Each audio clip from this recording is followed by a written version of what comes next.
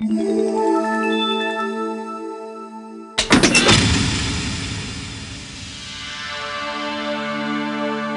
Alessandro, grazie, gentilissimo. Gentilissimo. Sì.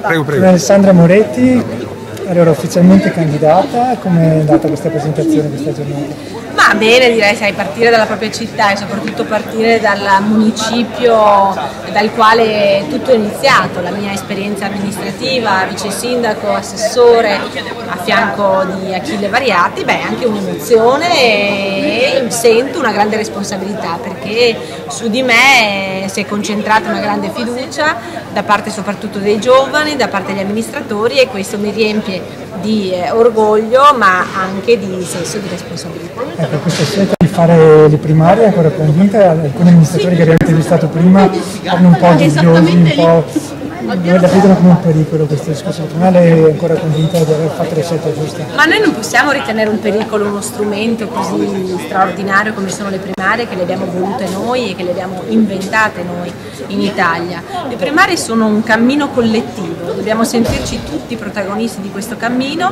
e un cammino nel quale chi si candida raccoglie suggerimenti, istanze, idee, perché il Veneto ha bisogno di una nuova classe dirigente, ma ha bisogno soprattutto di idee, di prospettive e di visioni. Ok, grazie. Grazie, Grazie, ciao, grazie. ciao, ciao, Grazie. bene?